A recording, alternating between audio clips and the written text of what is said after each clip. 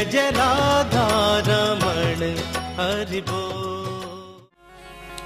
पर तुम हमको खाली हाथ जाने नहीं दोगे, इसलिए मांग रहा हूं। कितना? क्या? पदानि त्रीण दैत्येन्द्र सम्मतानि पदा मम। मेरे पैर देख रहे हो? इन्हीं पैरों से केवल 3 चरण भूमि नाप करके हमको दे दो। बलि तो बड़ी जोर से ठहाका मार के हंसा, अरे पंडित जी महाराज धन्य हो आप, कितनी लंबी चौड़ी भूमिका बनाई, पूरे खानदान की महिमा सुनाई, तब जा करके तो मांगा। और मांगा कितना? 3 चरण भूमि। अरे छोटा सा कमरा भी नहीं बनेगा जिसमें आराम से रह सको। इतनी सी जगह का क्या होगा? यदि आपको 3 चरण भूमि ही चाहिए तो मैं किसी लंबे चौड़े आदमी को बुलवा देता हूं, वो नाप देगा आपको। बोले नहीं, पदा मम, पैर मेरे ही होने चाहिए, मैं अपने ही पैरों से नापूंगा, दूसरे से नहीं। अरे ब्राह्मण के बेटे, बातें बनाने में तुम बड़ा बुद्धिमान है। बातों से तो लगता है तेरे पेट में दाढ़ी है, परंतु जैसी काया बोनी वैसी अकल भी बोनी लगती है। मांगना कुछ नहीं आता तेरा। अहो ब्राह्मण दायाद बाचस्ते वृद्ध सम्मता, त्वं बालो बाल सुमति, स्वार्थं प्रत्यबुधो यथा, स्वार्थं प्रत्यबुधो यथा। ब्राह्मण, जब हमारे पूरे वंश से तुम परिचित हो तो ये भी जानते होंगे कि हमारे घर से कोई खाली हाथ जाता नहीं, और एक बार जो हमारे यहाँ हाथ पसारता है उसे जीवन में हाथ पसारने की आवश्यकता रहती नहीं। और तुम ये क्या मांग रहे हो? इतनी तुच्छ याचना, मुझे तो देने में भी शर्म लगेगी। चलो अब भी कुछ नहीं बिगड़ गया, दोबारा विचार करो और पुनः विचार करके सोच समझ के फिर मांगो, जो मुझे भी देने में आनंद आ गया। मेरे अनुरूप तो होना चाहिए दान। भगवान बोले, जानता हूं कि आप सब कुछ देने में समर्थ हैं, परम उदार मना है, पर ब्राह्मण को भी तो संतोषी होना चाहिए ना। भाई जितने में काम चल जाए ब्राह्मण को उतना ही लेना चाहिए, क्योंकि राजन जो अजितेंद्रिय पुरुष होते हैं ना, इंद्रियों के गुलाम, उनको तुम त्रैलोकी की संपत्ति भी दे दोगे तब भी उनका पेट नहीं भरने वाला। संपूर्ण साम्राज्य दे करके भी उनके मन में यही लगेगा कि नेक कसर पड़ गई, नहीं तो ब्रह्मलोक भी मिल जाता। पेट कभी नहीं भरता अजितेंद्रिय पुरुषों का। ब्राह्मण को चाहिए जितना मिल जाए उसमें प्रसन्न रहे। यदृक्षा लाभ यदक्षयोपपन्नेन संतुष्टो वर्तते सुखम। जितना जो भी कुछ मिल जाए उसमें जो संतुष्ट रहता है वो बड़ा सुखी रहता है। मेरे को जितनी अपने को आवश्यकता लगी उतना मैंने मांग लिया। एतावदेव सिद्धोहम वित्तम यावत् प्रयोजनम। अरे दान लेना तो बहुत सरल है, लेना अच्छा लगता है, पर दान का जो दोष होता है ना वो बुद्धि खराब करता है। भजन करके तप करके तब वो दोष दूर होता है। त्रिकाल संध्या करना पड़ती है, गायत्री जपना पड़ता है, तब जाकर के वो दोष दूर होता है। इसलिए अनावश्यक परिग्रह नहीं करना चाहिए, ब्राह्मण को संतोषी होना चाहिए। तो मुझे जितना लगा, यदृक्षा लाभ तुष्टस्य तेजो विप्रस्य वर्धते। जो संतुष्ट रहता है ब्राह्मण, उसका ब्रह्म तेज बड़ा दिव्य होता है, ब्रह्म तेज उसका निखरता है। इसलिए राजन हम अनावश्यक दान नहीं लेते। अरे बड़ी मुश्किल से तो आज हमने मांगा है, बस जितना मांगा उतना ही लेंगे, ज्यादा हम ले ही नहीं सकते। शुक्राचार्य जी के कान खड़े हो गए। मैंने भी बहुत पंडित देखे पर ये तो निराला ही नजर आता है। इतना ये संतोषी ब्राह्मण कहां से आया? झगड़े मैंने बहुत देखे, पंडित जी कहते हमें इतनी दक्षिणा चाहिए, रख दो यहाँ पर।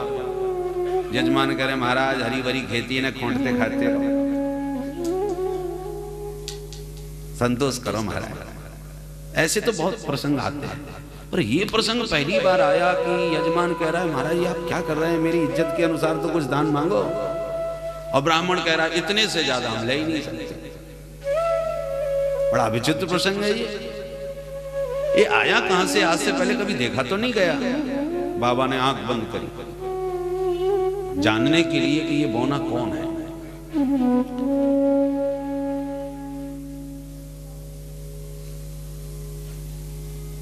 राजा बलि ने कहा भगवान यदि आपको 3 चरण भूमि में ही पूर्ण संतुष्टि है तो मुझे फिर कोई आपत्ति नहीं, जैसे आप प्रसन्न हैं मैं उसी में प्रसन्न। मैंने आपको वचन दिया 3 चरण भूमि आपको जहां भी अच्छी लगे प्रेम से आप नाप लीजिए और ले जाइए। भगवान बोले ऐसे कैसे ले जाइए, हाथ में जल लीजिए, संकल्प करके हमको दीजिए तब नापेंगे हम। अरे महाराज क्यों मेरी बेइज्जती करा रहे हो, हाथ में जल लूंगा संकल्प आप पढ़ोगे तो दुनिया हंसेगी, ये इसको शर्म नहीं आती, 3 लोक का राजा बना बैठा और 3 चरण भूमि के लिए संकल्प कर रहा है। अरे बस मैंने वचन दिया, वचन पर विश्वास कीजिए और जहां मर्जी आवे नाप लीजिए।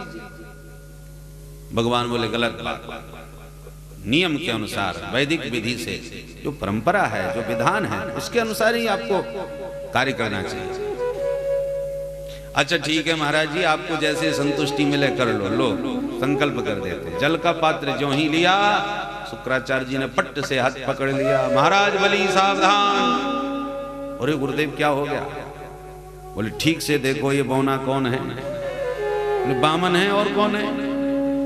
राजन तुम फिर धोखा खा रहे हो, मैं ये बामन है न 53, मैंने इसको भली भांति पहचान लिया। कौन है गुरु जी,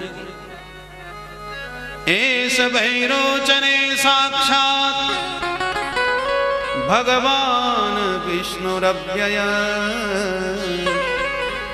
कश्यपाददितिर्जातो देवानां कार्य साधकः,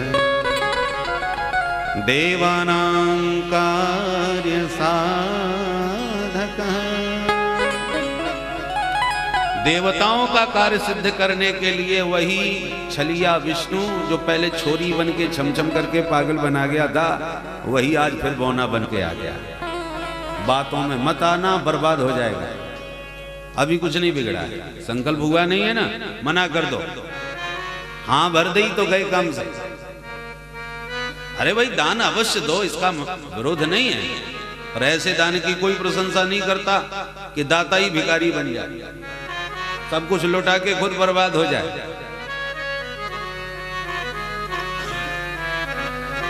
राजन भगवान ने धन दिया है तो उसको हिसाब किताब से खर्च करो।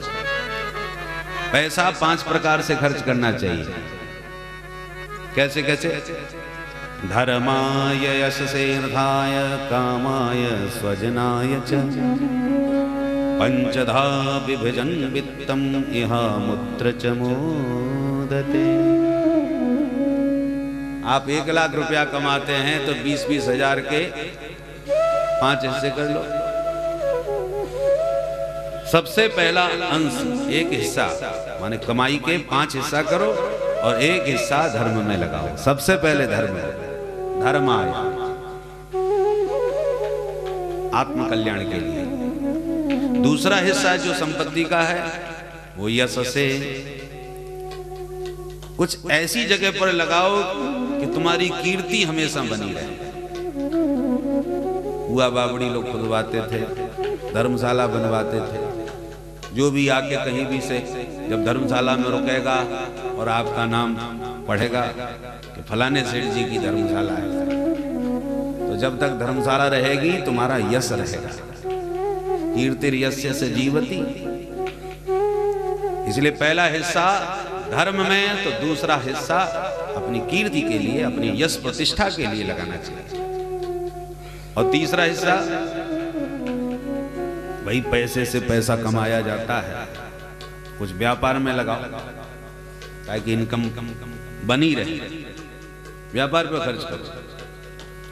चौथा हिस्सा अपने कुटुंबियों के लिए, परिवार के लिए, परिजनों के लिए, बंधु बांधवों के लिए, सगे संबंधियों के लिए रखना चाहिए। क्योंकि जब पैसा आता है तो सभी की आशाएं टिक जाती हैं कि अब आवश्यकता पड़ेगी तो अपने बैठे तो हैं, मांग लेंगे चाहे जाओ। और बड़ी आशा के साथ आपके सगे संबंधी आपसे कुछ सहयोग मांगने आए और आपने हाथ हिला दिया, अरे साहब आप 10,000 की बात कर रहे हो, यहाँ 1 रुपया नहीं है जहर खाने के लिए।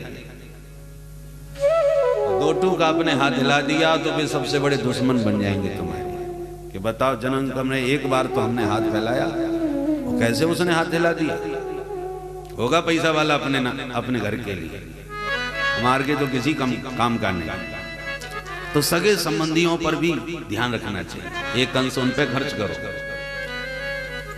और 5वां हिस्सा केवल दूसरों पर ही मत रहो, कुछ अपने लिए भी रखो, अपने ऊपर खर्च करो, अपनी सुख सुविधा के ऊपर, खान पान के ऊपर, अपने सुख साधन के ऊपर भी खर्च करना चाहिए। पंचधा विभजन वित्तम इहा मुत्र च मोदते।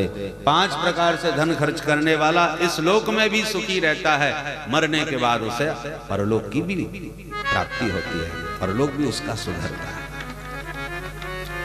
इसलिए राजन अभी कुछ भी नहीं बिगड़ा है, तो बिल्कुल मना कर दो मैंने कुछ नहीं दिया, नहीं बर्बाद कर देगा ये बौना तेरे को। बलि ने कहा गुरुदेव वो सब ठीक है, परंतु आपने हमेशा मुझे सत्य पर चलना सिखाया और आज स्वयं आप मुझे झूठ बोलने के लिए विवश कर रहे हैं। मैंने जब वचन दे दिया इस ब्राह्मण को तो अब मना कैसे कर दूं कि मैं नहीं दे सकता। ये पृथ्वी पर्वतों के बोझे से पीड़ित नहीं है जितना एक झूठे व्यक्ति के भार से पीड़ित रहती है, और मैं झूठ बनकर बोल करके इस पृथ्वी पर बोझा बनना नहीं चाहता। महाराज बलि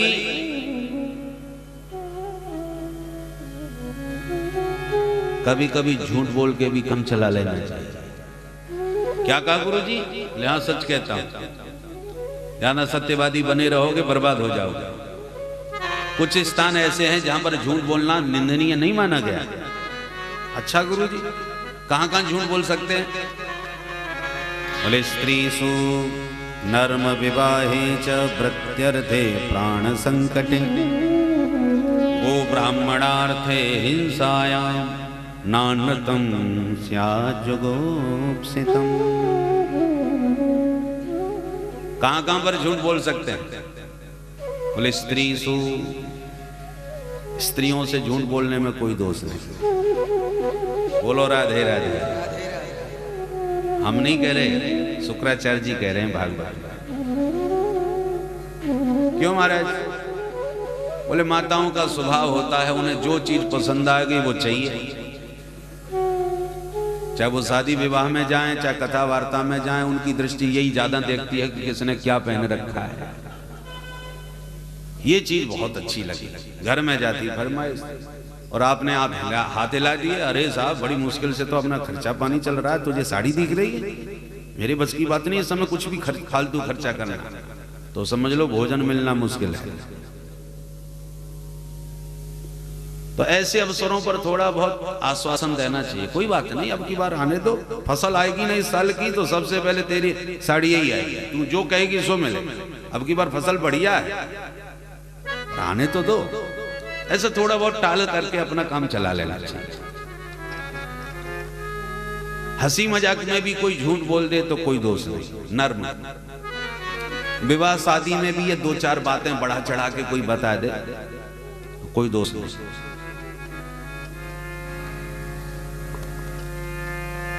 इनकम टैक्स का छापा पड़ा और आपने असली बात बता दी कि इतना माल यहां रखा है वहां रखा है, तो गए काम से। ऐसे अवसरों पर जीविका की रक्षा के लिए थोड़ा इधर उधर की फाइल दिखानी पड़ेगी, कोई दोष नहीं। बोलो राधे राधे।